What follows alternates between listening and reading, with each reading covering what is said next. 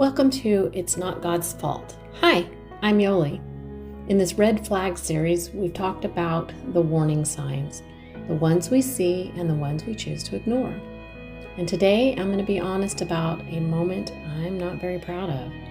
The moment I ran back to the person who had already hurt me because at the time he felt safer than being alone. Story time. So after Preacher and I had broke up and he moved back in with his parents and I had my own apartment, I was promoted as manager of a dry cleaners. And I would open at 6:30 in the morning and close at 6:30 at night. So I would go pick my son up and then I would bathe him, feed him. Well, I would feed him, then bathe him and put him to bed. I mean, I just had felt like an hour maybe that I could spend with my son every evening. And then once he went to bed, because he was tired, he didn't want to stay up. He had a busy day at daycare. And then I'd be alone. I was miserable. I was so lonely. I hated it. I hated being alone. And one night after I'd put him to bed, I had a knock on my back door. Well, my back door was completely glass. Like you could see, and I didn't have a curtain on it, and I could see out, obviously. And there was an older gentleman, probably in his 40s, older compared to me at the time. I was only 21, going on 21. And he was knocking on the door, and he kept demanding that I let him in. And I was shaking my head, no, I don't know you. You're not coming in. So he threatened to break the glass if I didn't let him in. Well, obviously that scared me. So I called the police, and he left. And the police asked me if I had anywhere I could go for the evening, just, to be safe, just to be on the safe side. And first place I thought of was Preacher's house because they were in the same town. So I went over to their house and his mom came to the door. She was always so sweet. She'd always been very accepting of my son. She treated him as her own grandson. And I had told her what happened, and she, invited me in, and she explained to me that he wasn't home, but that I could stay there, and if I needed to, I could sleep in his room. And not too much longer, she went to another room and made a phone call, and I think she called him because he came back 30 minutes later. As soon as he walked in, he commented on how great I looked, and I explained to him I'd been to the tanning bed. He didn't ask me, hey, how are you? No, it was, oh, you look great. But I welcomed the flatteries.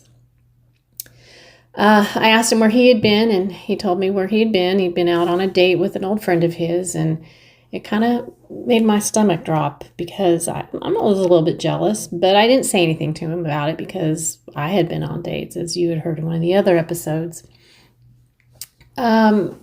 Then I told him about the break-in and everything, and I was explaining to him how scared I was. But he didn't say anything. He just sat there. He sat there with his hand on his chin, staring out a window.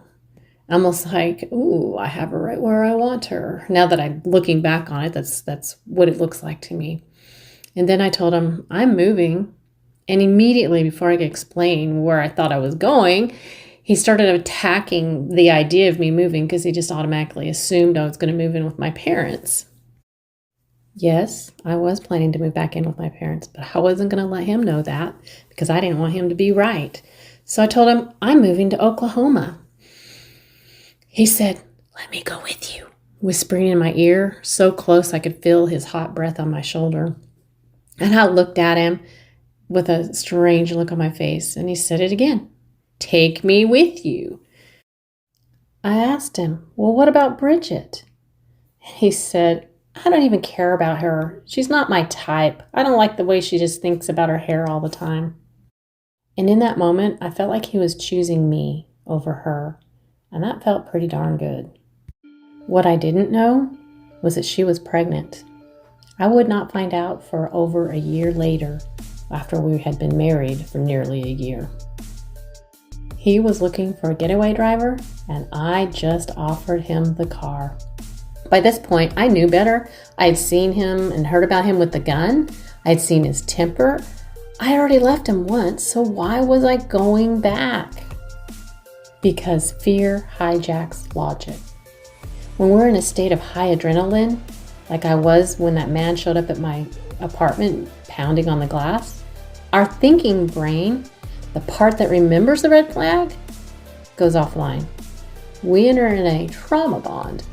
Our brain stops asking, is this healthy? And starts asking, what will make the fear stop right now? I went back because loneliness felt like a slower death than his abuse. I went back because I had been in chaos for so long, the familiar fire felt warmer than the cold, lonely place. Most people don't relapse when things are calm. We usually go back when we're hungry, angry, lonely, or tired. HALT, halt. Hungry, angry, lonely, or tired. And I was all four.